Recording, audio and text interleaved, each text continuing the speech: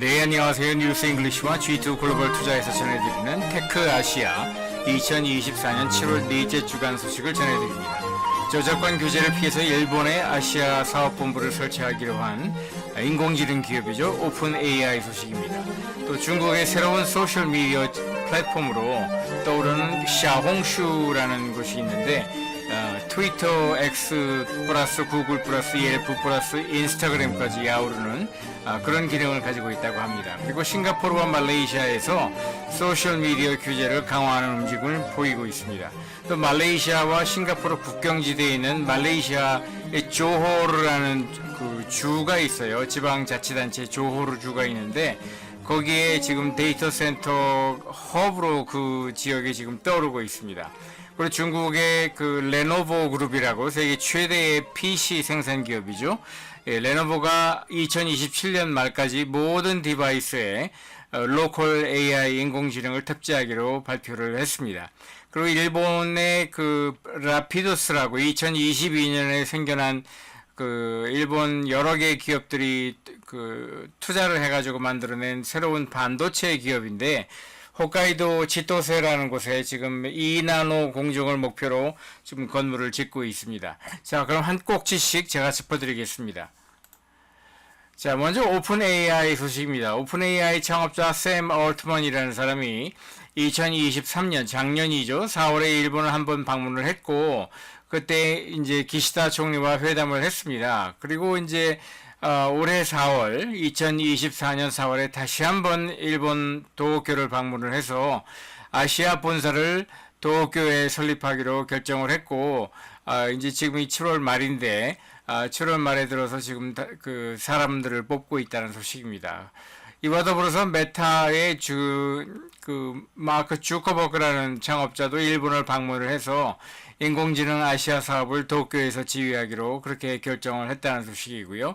이렇게 되는 배경에는 미국이나 유럽이나 중국에 비해서 상대적으로 저작권 규제, 특히 동영상이나 이미지 관련해서 저작권 규제가 느슨한 일본을 선택한 것이라고 지금 볼 수밖에 없습니다.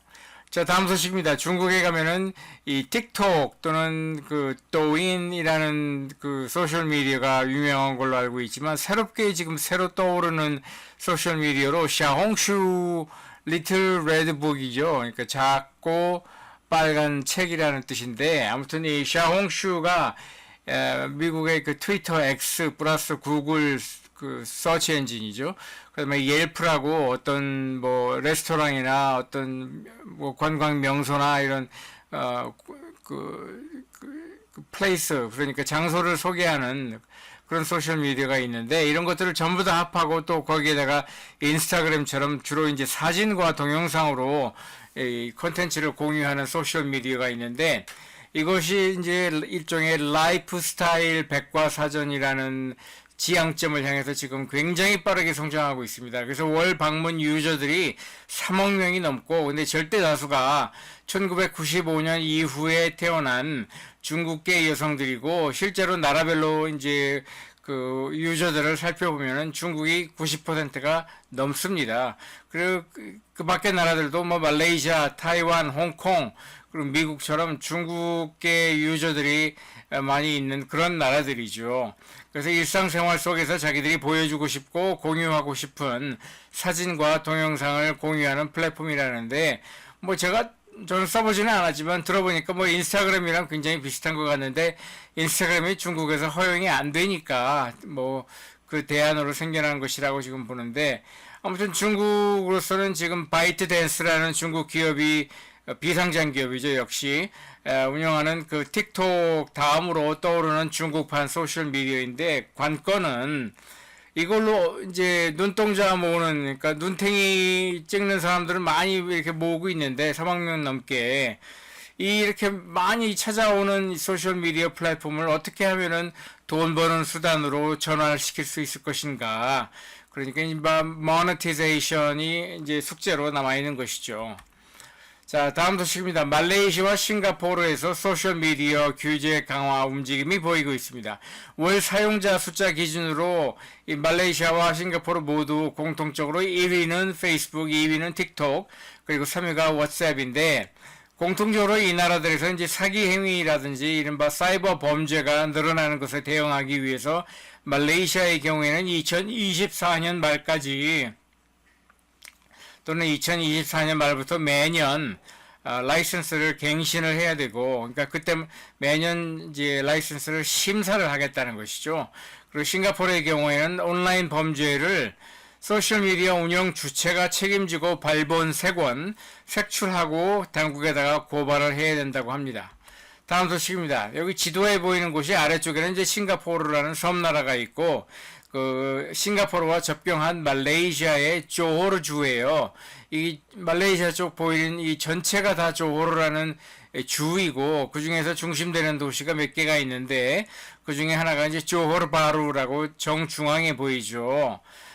그래서 싱가포르에서 말레이시아로 이제 육상 통로로 넘어가는 길이 2개가 있습니다. 하나는 오른쪽에 중앙에 보이는 우드랜드 체크포인트가 있고, 또 두 번째는 이 서쪽 아래쪽에 보면은 투아슬링크라는 또 체크포인트가 있죠.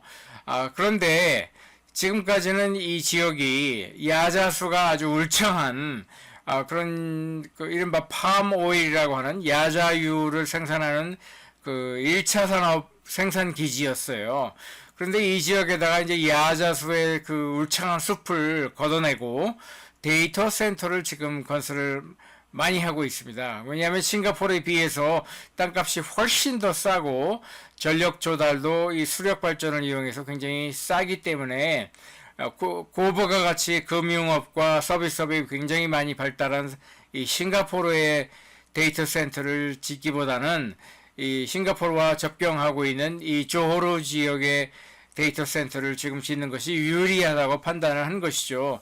그래서 롤 모델로 이미 오래전부터 이 홍콩 경제와 단짝을 이루면서 초고속으로 성장을 했던 중국 광동성에 션전이라고 있지 않습니까? 그 션전도 인구 10,000명이 안 되는 아주 작은 어촌에 불과했는데, 그 중국 정부가 이 스페셜 이코노믹 존 SEG로 그 지정을 한 다음에 눈부시게 성장을 해서 지금은 인구 1,500만의 대도시가 됐다는 거 아닙니까? 그래서 말레이시아 이 조호르주도 지금 비약적인 발전을 지금 하고 있습니다. 자, 다음 소식입니다. 중국 게임에서 또 세계 최대 규모의 PC 생산 기업이죠. 레노버 그룹이라고 IBM의 PC 사업부를 인수해서 널리 알려졌고, 2014년에는 구글로부터 그 모토로라 모바일폰 사업부도 인수를 해서 성장한 기업인데, 홍콩 주식시장에 상장해 있고 홍콩 주식시장에 상장한 코드는 0992입니다. 그래서 2024년 year to date 투자 수익률이 마이너스 9.52%, 그리고 1년 최근 12개월 투자 수익률은 플러스 17.48%이고 지난 5년간 투자 수익률은 플러스 54.37%에 이르는 기업입니다. 근데 이 기업이 2027년 말까지 PC와 모바일 폰 디바이스에 GPU에다가 또 NPU까지 추가로 탑재를 해서 로컬 인공지능 기능을 내장화하겠다고 발표를 했습니다. 중국에서는 뭐 절대 다수의 고객들이 이제 중국에서 있으니까, 중국에서는 이제 알리바바가 개발하고 있는 large language model, 인공지능의 기본이 된 뼈대가 되는 그 데이터 모델이죠. 그 알리바바의 LLM을 차용하겠다고 발표를 했고요. 다른 나라들에서도 현지 파트너들을 다 찾아가지고 그렇게 현지화를 하겠다고 또 발표를 했습니다. 그리고 또 하나 이 회사가 전망하는 바로는 2026년 말까지 PC 판매의 절반 정도가 AI를 탑재할 것이라고 합니다. 그래서 이제 모바일 폰 사업부를 보면은 2014년에 모토로라 사업부를 구글로부터 인수한 뒤로 라틴 아메리카에서는 이 레노버의 모바일 폰이 판매가 아주 잘 된다고 합니다. 그리고 아시아에서도 일본 시장과 인도 시장을 중점 시장으로 지금 육성을 하려고 준비를 하고 있습니다. 자, 마지막 소식입니다. 라피두스라고 일본 반도체 기업이 있죠. 일본의 뭐 도요타라든지 MUFG 같은 은행들까지 출자를 해서 만든 반도체 회사예요. 그러니까 1989년까지만 하더라도 일본의 반도체 산업이 전 세계 시장 생산량 기준으로 52%를 차지했었는데, 그것이 2019년이면은 10%도 안 되는 규모로 아주 쪼그라들었죠. 물론 뭐 두 가지 요인이 있었는데 미국 정부의 그 견제, 그리고 두 번째는 한국과 타이완 기업들의 상대적인 약진 때문에 일본 기업들이 쪼그라든 것이죠. 그런데 홋카이도에 가면 홋카이도 그 국제 공항이 있는 동네가 치토세라는 그 지역인데, 바로 그 치토세에다가 그 IBM의 원천 기술을 사용해서 2나노 그 파운드리 공정을 2027년 말까지 지금 완공을 하겠다고 생산 라인을 지금 짓고 있습니다. 이게 왼쪽 사진에 보이는 것처럼 짓고 있고요. 마침 2024년, 그러니까 이번 주 7월 24일에 일본 기시다 총리가 이 현장을 방문을 해가지고 일본 정부가 빚 보증을 설 테니까 민간 금융사들이 5조 엔, 일본 돈으로 5조 엔에 달하는 그 투자 자금을 이 라피두스에다가 융자를 해달라, 이렇게 지금 그렇게 할 예정이라고 그 법안까지 통과를 시킬 것이라고 그렇게 발표를 했습니다. 그래서 구체적인 그 자금 조달 내용을 보면은 일본 정부가 우선 9,200억 조의 엔에 달하는 보조금을 지급을 하고, 또 추가로 필요한 그 4조 엔가량, 그러니까 정확히는 3조 9천억 엔가량을 지급 보증을 선다는 거예요. 그럼 민간 금융기관들이 신디케이트 론으로 이제 융자금을 제공을 한다는 것이죠. 그래서 2036년 말까지 홋카이도 지역 경제에만 약 18조 엔, 일본 돈으로 18조 엔에 달하는 부가가치 효과를 이 라피더스 2나노 생산 라인이 가져올 것이라고 지금 전망을 하고 있습니다.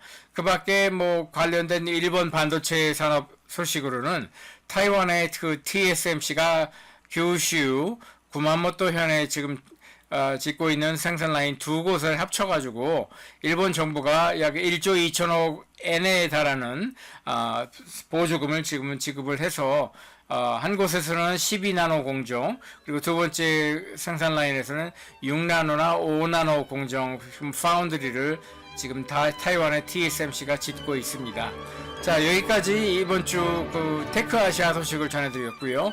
왼쪽에 보이는 것처럼 굉장히 다양한 주제로 글로벌 경제와 투자와 마켓과 기업 스토리, 인더스트리까지 경제 관련 소식을 묶어서 제가 동영상으로 제작을 하고 있으니까 여러분들에게도 유익하고 저에게도 도움이 되는 이런 내용을 오른쪽에 보이는 다양한 소셜 미디어 채널로 공급하는 것을 널리 알려주시면 고맙겠습니다. 그럼 다음 주에 또 뵙겠습니다. 고맙습니다.